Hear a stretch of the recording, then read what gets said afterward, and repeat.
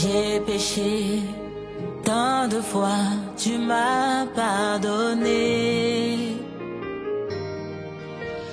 Tant de fois je suis tombé, tant de fois tu m'as relevé. Le mal m'envahissait, je ne me reconnaissais plus. Oh, je me mentais à moi-même, me pensant plus forte que le péché.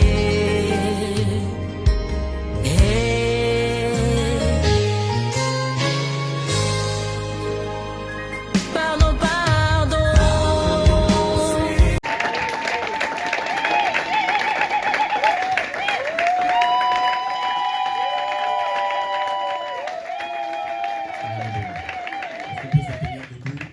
Est-ce qu'on peut se tenir debout, acclamer le Seigneur debout?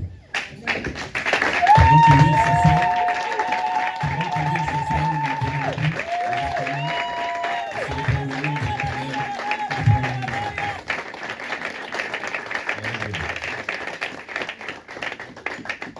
Dieu. Dieu, par une prière. Éternel Dieu Tout-Puissant, je bénis encore ton nom, et je te dis merci Seigneur pour cet instant.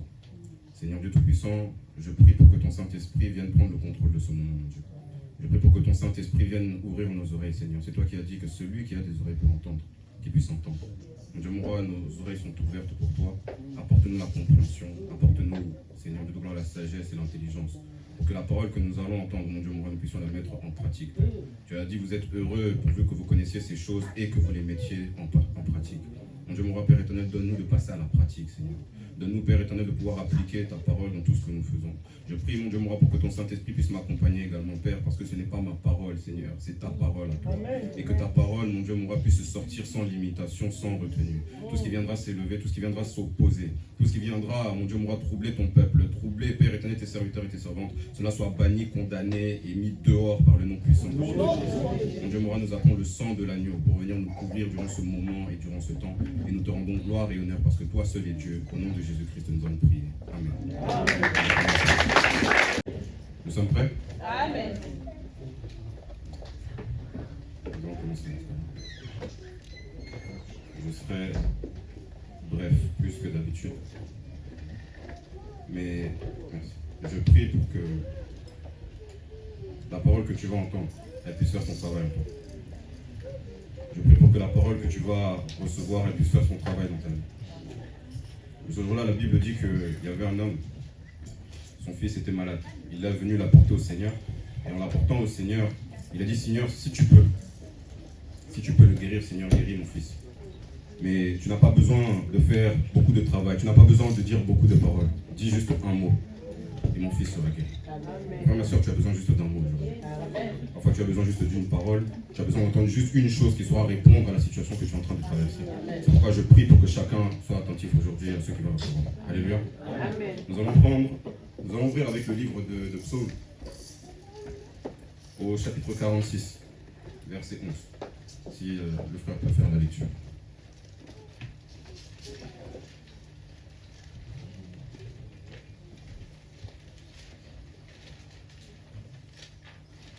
Psaume 46,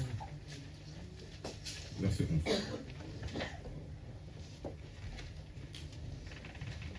Amen. Amen. Psaume chapitre 46, verset 11. Nous y sommes. La Bible déclare, arrêtez et sachez que je suis Dieu. Amen. Verset 12. Verset 11. Alléluia. Amen. Nous nous levons, nous acclamons la parole de Dieu. Alléluia. Acclamons la parole de Dieu.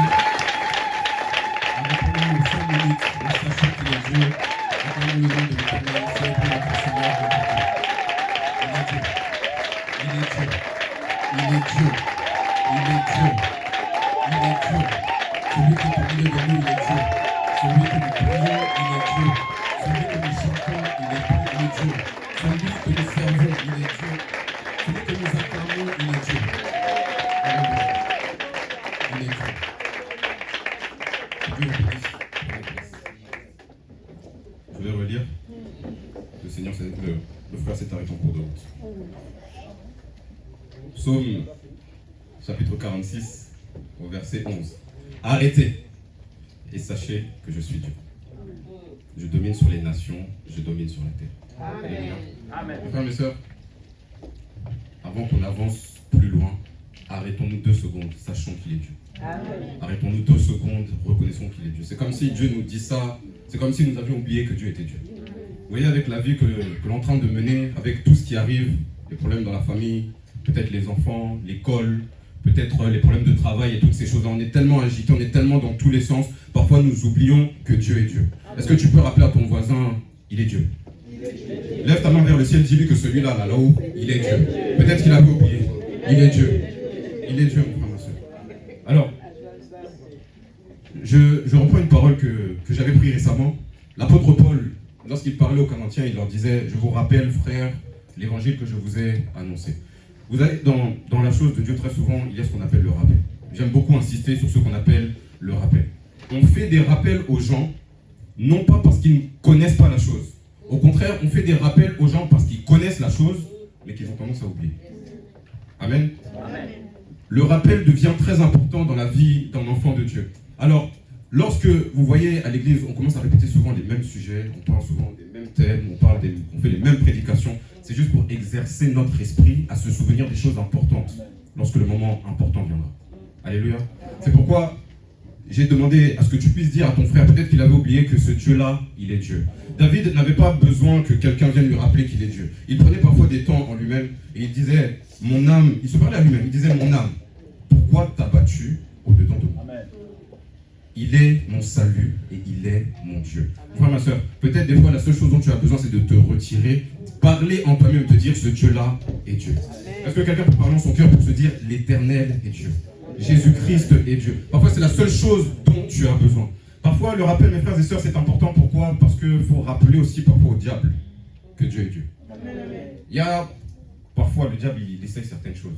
Il met certains projets en place, il fait certaines attaques, il essaie des choses contre nos vies. C'est comme s'il avait oublié lui aussi que Dieu était Dieu. Alors, j'aime beaucoup une histoire dans la Bible. La Bible me parle de Shadrach, Meshach et Abed-Nego. La Bible dit que ces trois-là avaient été déportés en Babylone. Arrivés en Babylone, le roi de Babylone avait imposé à ce qu'on adore la statue d'or qu'il avait érigée. Il a dit, quiconque n'adorera pas, ne se prosternera pas devant cette statue, il sera jeté dans la fournaise ardente. Shadrach, Meshach et Abed-Nego ne se sont pas inclinés devant la statue, alors on est parti les dénoncer. Lorsqu'ils sont arrivés devant le roi, le roi leur a dit, voici, là les instruments sont sur le point de retentir. Ou bien vous vous prosternez devant la statue, ou bien je vous jette dans la fournaise ardente. Et il a posé la question, qui est ce Dieu-là qui va vous délivrer de cette fournaise? Shadrach, Meshach et Abed-Nego ont répondu, le Dieu que nous servons, il est Dieu. Amen. Et parce qu'il est Dieu, il a la capacité de nous délivrer de cette fournaise. Mais j'aime la chose qu'il dit juste après, même s'il ne nous délivre pas, ce Dieu-là reste Dieu. Et nous ne prosternerons pas devant lui. Mon frère, ma soeur, rappelle au diable que ce Dieu-là est Dieu, même si les choses ne vont pas dans ton sens, même si Dieu ne t'accorde pas ton exaucement, même si Dieu ne t'accorde pas ton accomplissement, sache que ce Dieu-là est Dieu. Alléluia. Le rappel, encore une fois. Parfois, il est bon de rappeler à Dieu lui-même qu'il est Dieu. Quand je dis qu'il faut rappeler à Dieu qu'il est Dieu, c'est pas que Dieu a oublié qu'il était Dieu. Non. Parfois, c'est nous qui oublions. Mais nous rappelons à Dieu qu'il est Dieu pour lui montrer et notre amour et notre confiance en lui. J'aime la parole de l'Éternel dit dans le livre de Job. Satan s'était promené sur la terre et il est apparu au milieu de Dieu et de ses anges. Et lorsque le Seigneur l'a aperçu, il a demandé à Satan, d'où est-ce que tu viens? Satan a dit, j'étais en train de me promener sur la terre, j'étais en train de me balader, etc. Le Seigneur a posé la question, as-tu remarqué mon serviteur Job? Il est droit, il est intègre, il me craint et il se détourne du mal. Satan a posé une question. La question qu'il a posée, il a dit, mais tu penses que Job, il craint ton nom à cause de toi-même juste? Enlève-lui ses bénédictions, enlève-lui ses possessions, enlève-lui toutes les choses que tu lui as données, tu verras qu'il va te renier de sa bouche. La Bible dit qu'on a enlevé à Job ses possessions, on a enlevé à Job ses richesses, on a enlevé à Job sa santé, on a enlevé à Job ses enfants. Job est resté fidèle à l'Éternel. Mon frère, ma soeur, des fois il faut rappeler à Dieu qu'il est Dieu. Parce que même si les choses ne vont pas dans ton sens, Même si Dieu ne t'accorde pas ce dont tu as besoin, tu dois reconnaître en tout temps que ce Dieu-là est Dieu. Parce qu'au bout d'un moment, mon frère, ma soeur, adorer Dieu, servir Dieu, ce n'est pas le servir pour ce qu'il a fait ou pour ce qu'il n'a pas fait. Adorer Dieu, c'est adorer Dieu pour ce qu'il est. Amen. Alléluia. Amen. Dans ta joie comme dans ta tristesse, il reste Dieu. Amen. Qu'il t'exauce ou qu'il ne t'exauce pas, il reste Dieu. Amen. Tu n'étais pas encore né, il était déjà Dieu, tu passeras. Ce Dieu-là restera Dieu. Est-ce qu'on peut acclamer le Seigneur?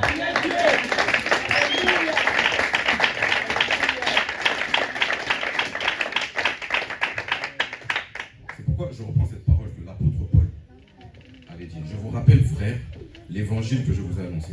J'avais expliqué dernièrement, ce passage-là, l'apôtre Paul parlait aux Corinthiens, à l'église des Corinthiens, parce qu'il y avait beaucoup d'agitation dans la vie des Corinthiens. L'apôtre Paul leur parle par rapport à l'amour. L'apôtre Paul les enseigne par rapport aux dons spirituels. L'apôtre Paul leur parle par rapport à l'impudicité. L'apôtre Paul leur parle par rapport à comment le culte doit se faire à l'intérieur de l'église. Et quand toutes ces choses-là sont mises de côté, il remet Jésus-Christ comme Seigneur et Sauveur au centre de leur vie. Mes frères et sœurs, nous aussi peut-être nous avons été débordés. Nous aussi peut-être nous avons été dépassés. Nous aussi peut-être les soucis de la vie nous ont fait oublier l'essentiel. Il est temps maintenant, mes frères et sœurs, de remettre Jésus-Christ au centre. Est-ce que quelqu'un peut se lever juste pour acclamer? Tu vas laisser tes soucis de côté. Tu vas laisser tes non-accomplissements de côté. Là où Dieu n'a pas encore exaucé, tu vas le laisser de côté. Tu vas laisser tes charges, tu vas laisser tes problèmes. Laisse tes inquiétudes. Acclame-le non pas pour ce qu'il a fait, mais acclame-le pour celui qu'il est. Acclame-le pour qui il est. Juste pour qui il est. Même s'il ne t'a pas donné ce que tu as demandé. Il ne t'a pas donné ce que tu as réclamé de personne. Acclame-le juste parce qu'il est Dieu. Juste parce qu'il est Dieu. Tu n'as pas besoin d'autre raison. Juste parce qu'il est Dieu, mon frère et frère. Parce que tu es Dieu, mon Dieu, mon roi. Parce que tu es Dieu. Tout simplement parce que tu es Dieu. Je t'élève parce que tu es Dieu. Je t'élève parce que tu es Dieu.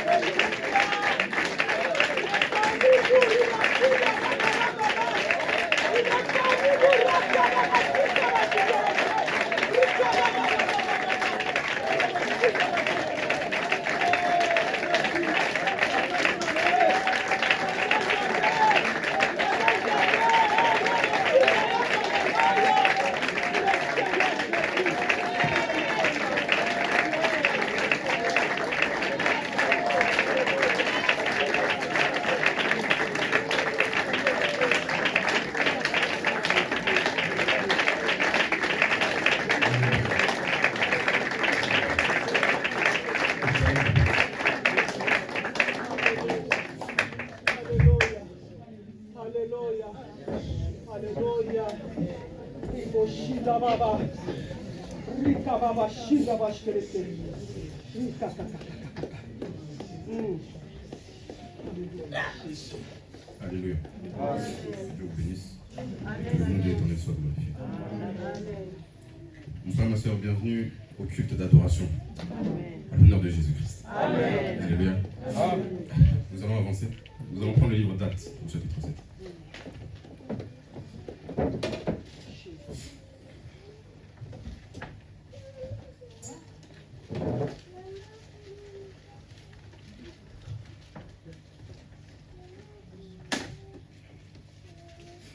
Actes chapitre 7,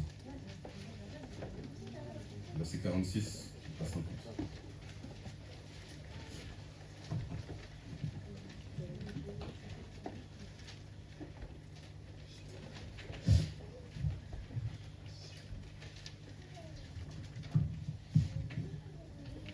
Amen.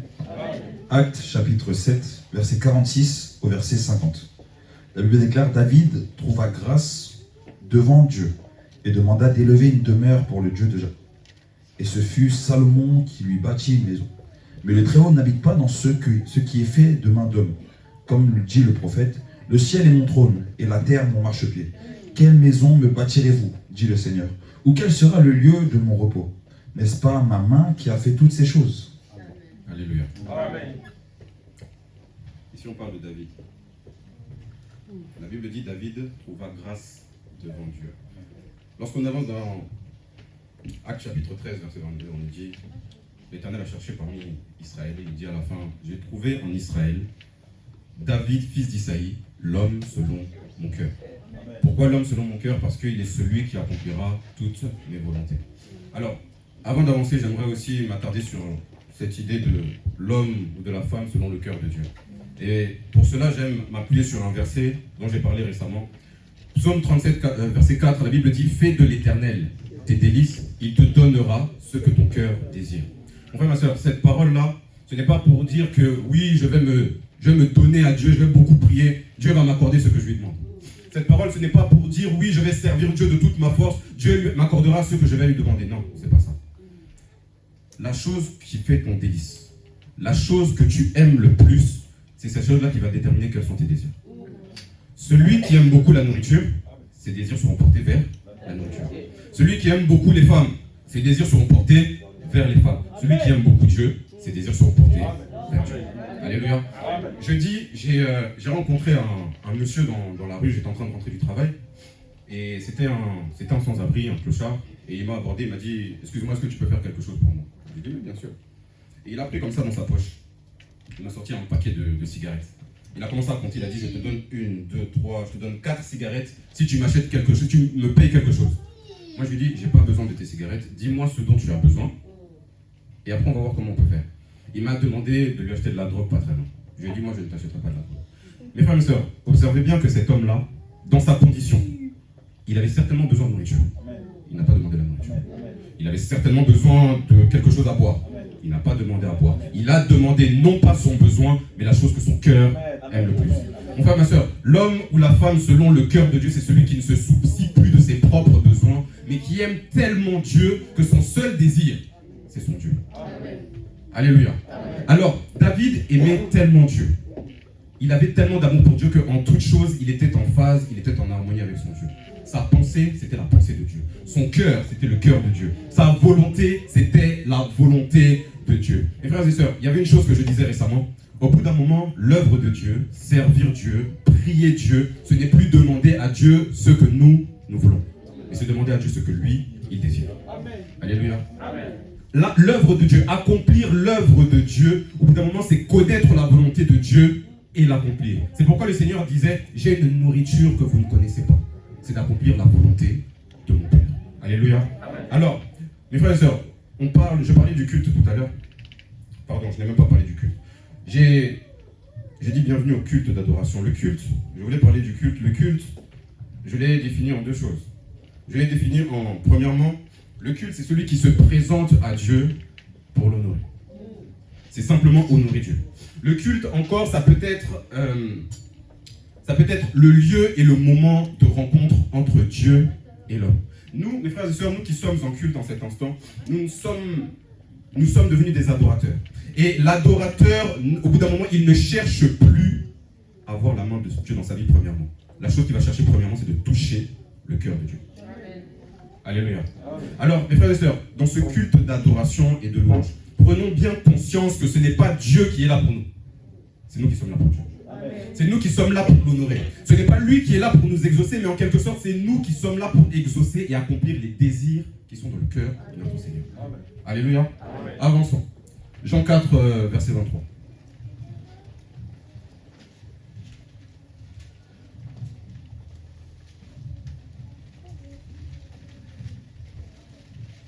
Jean 4, 23 à 24.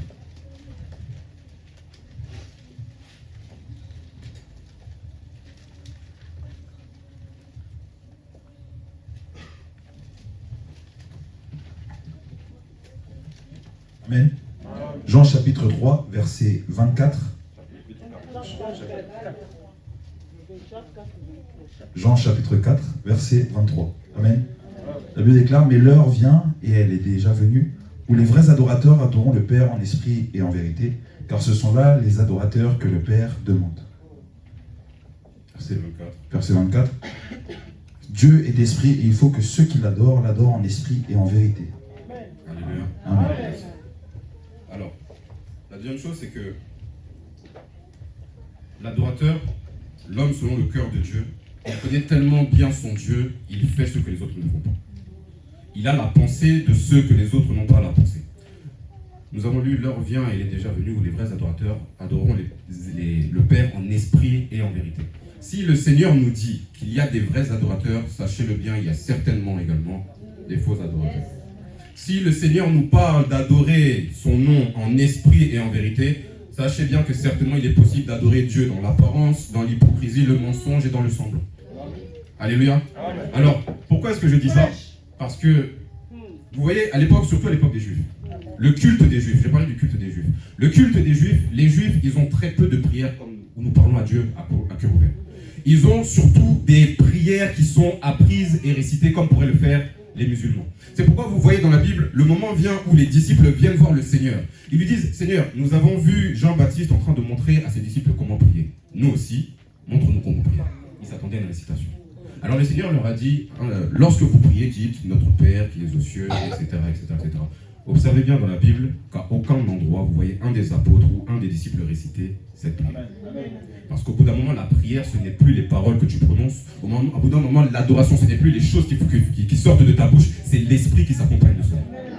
Tu peux avoir des magnifiques paroles d'adoration sans l'esprit d'adoration. Tu peux avoir des magnifiques paroles dans la prière, mais ton esprit n'y est pas. Alors frère, ma soeur, l'adoration, ce n'est pas quelque chose qui se récite. L'adoration, ce n'est pas quelque chose qui se copie. Ce n'est pas parce que tu vois ton frère lever les mains que toi aussi tu dois lever les mains. Ce n'est pas parce que tu vois ta sœur en train de se prosterner que toi aussi tu dois te prosterner, mon frère, ma sœur. Parce que avant que l'adoration soit une posture de ton corps, c'est d'abord la disposition. Amen. Amen. Alléluia. Amen.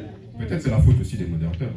On nous dit levons-nous, mettons-nous par terre, prosternons-nous, allongeons-nous, faisons toutes ces choses-là. Peut-être c'est aussi la faute des modérateurs.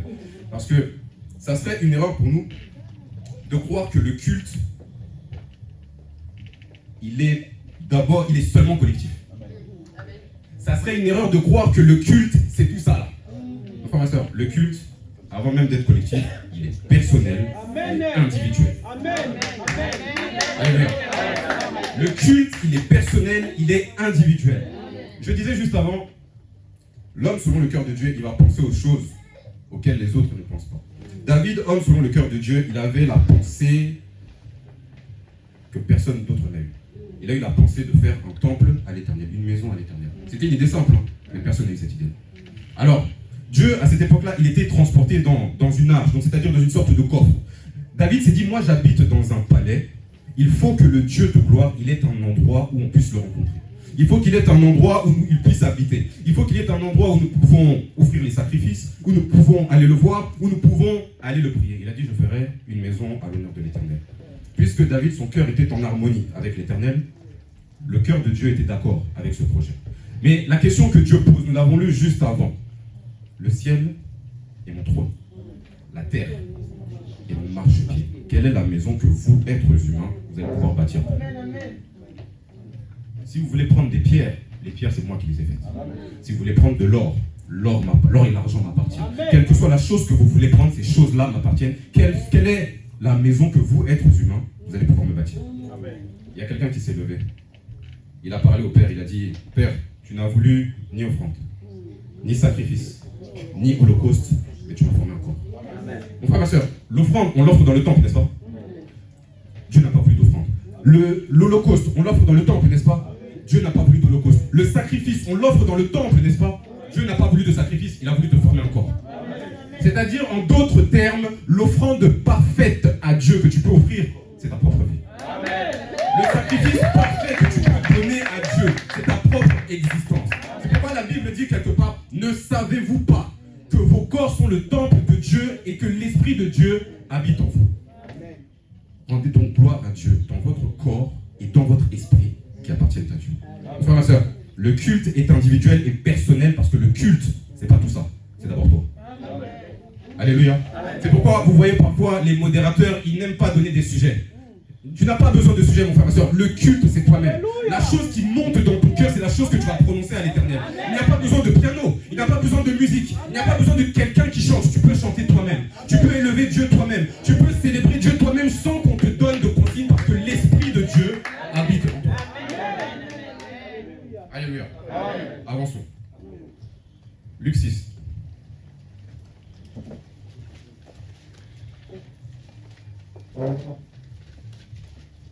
Luc 6, 45.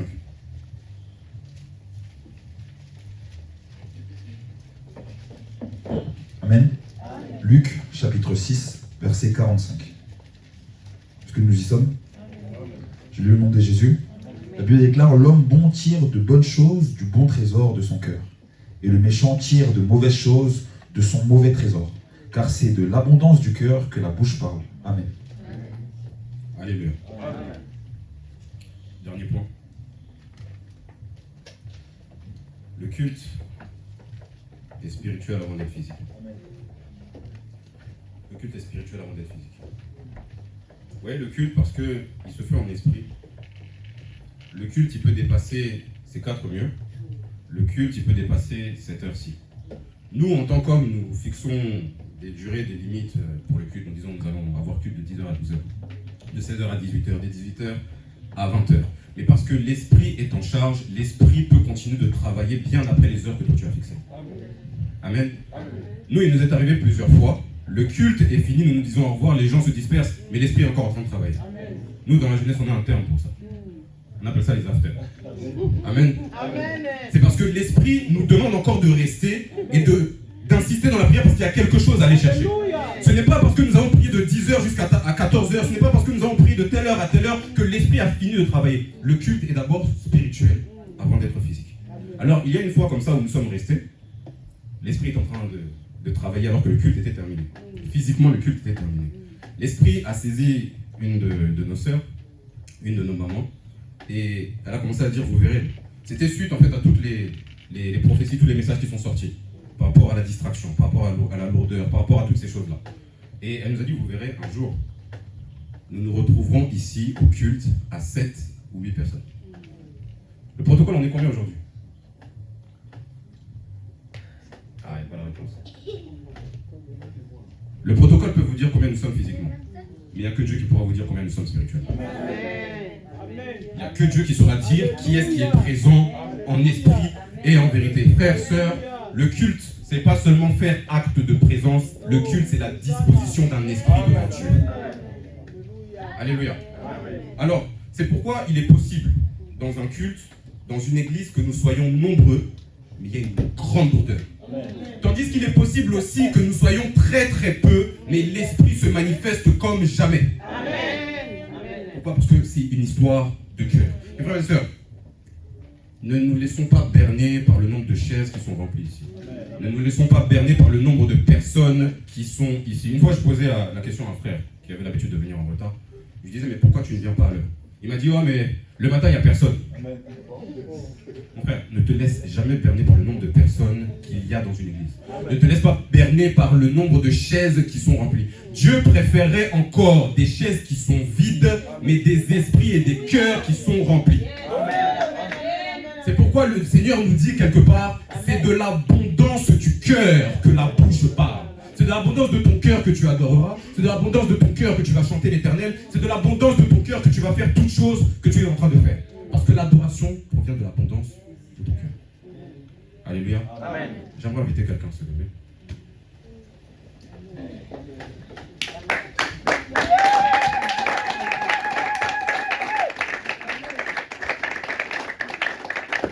En vérité, tu prendras la position qu'il te faut. Mais tu vas prendre 2 minutes, tu vas adorer ton Dieu. Pas de sujet. Tu vas juste adorer pour qui il est. Je n'ai pas de directive pour toi. Tu vas juste adorer Dieu comme un vrai adorateur. Commençons à prier par le nom de Jésus.